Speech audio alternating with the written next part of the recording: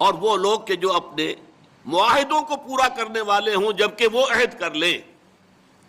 ایفاء عہد، اس کی کیا اہمیت ہے؟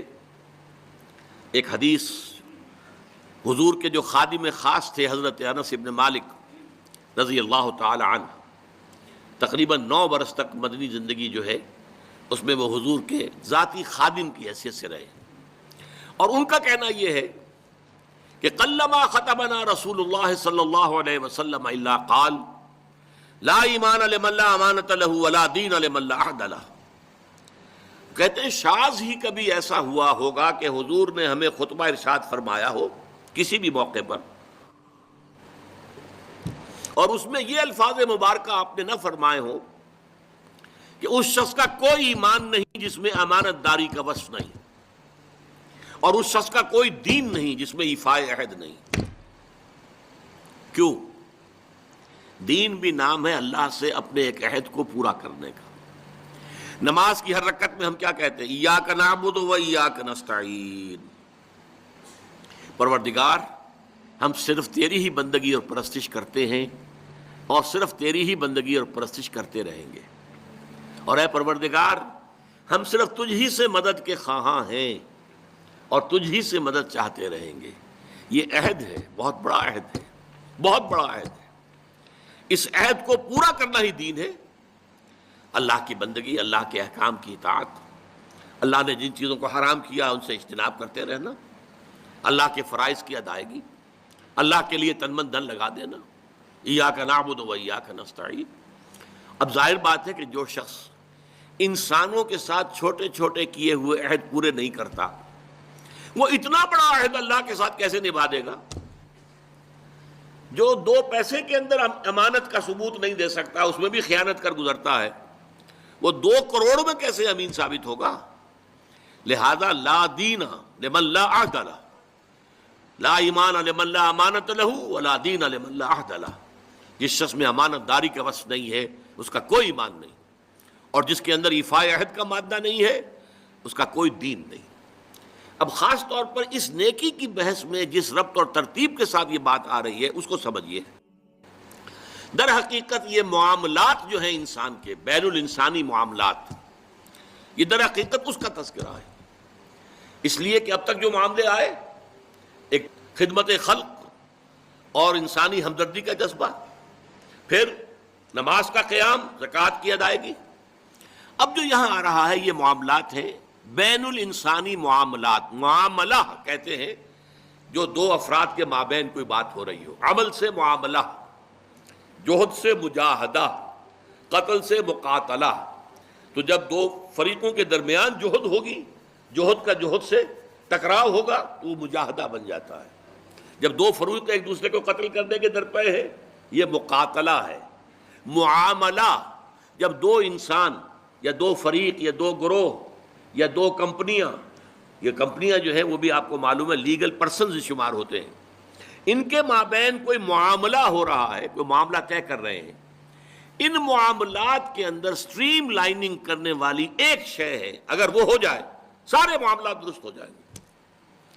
اب آپ کو معلوم ہے ایفاء عہد کا جذبہ پیدا ہو جائے. دیکھیے معاملات کی میں آپ سے وضاحت کروں.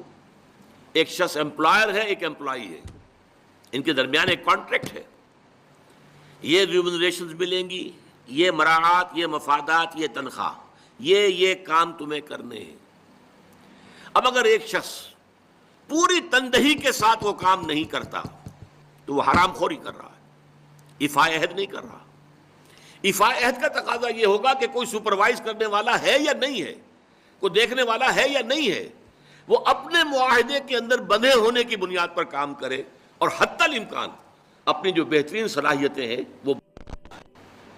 اسی طرح چھوٹا سا معاملہ ہے، آپ نے ایک شخص کو مزدور کے طور پر رکھا ہے، شام کو 100 روپے آپ نے دینے ہیں، یہ ایک معاہدہ ہے، طے ہو گیا.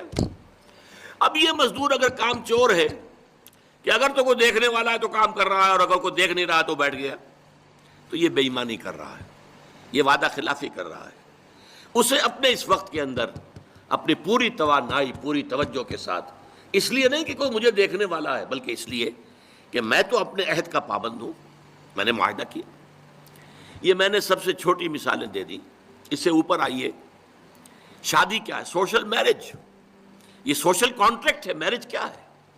ایک مرد ایک عورت، اس کے درمیان معاہدہ ہے، ساری عمر کا نباہ کرنا ہے، بیوی کے یہ فرائض ہیں جو اسے ادا کرنے ہیں، شوہر کی یہ ذمہ داری ہے، اس کے نان نفقے کا وہ ذمہ دار ہے، اس کے لیے سکنا فراہم کرنا اس کے ذمے ہے، اس کے لیے رہائش کا بندوبست کرنا اس کے ذمے ہے، نان نفقہ اس کے ذمے ہے، بیوی کے یہ فرائض ہیں جو اسے ادا کرنے ہیں۔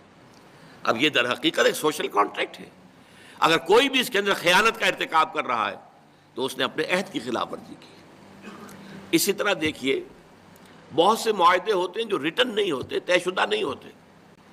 اولاد اور والدین میں بھی ایک معاہدہ ہوتا ہے، امپلائڈ ہے وہ کیا معاہدہ ہے؟ والدین اپنی جوانی میں اپنے آپ کو انویسٹ کرتے ہیں اپنی اولاد میں، ان کی تعلیم ہے، ان کی تربیت ہے، ان کو کھلانا ہے، ان کو پلانا ہے، ان کے لیے کپڑے کا بندوبست ہے، وہ اپنی ساری توانائیاں جو ہیں لگا رہے ہیں ان کو پالنے پوسنے میں۔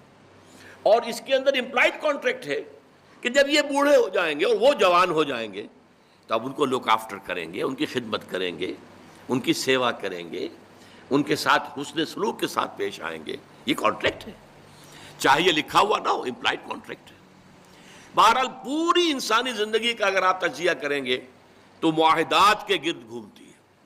اگر ایک وصف پیدا ہو جائے، ایک وصف، ایفاء عہد، حضور نے فرمایا بندہ مومن کا وعدہ کر لینا عدت المومن کا اخذ الکف، بندہ مومن کا کسی سے کوئی وعدہ کر لینا ایسے ہے جیسے اس کا ہاتھ جو ہے اس کے ہاتھ میں آ گیا ہے۔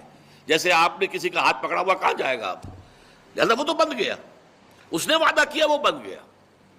اور یہ ایک واقعہ آتا ہے حضور کا، اور یہ بھی آغاز وحی سے قبل کا واقعہ ہے۔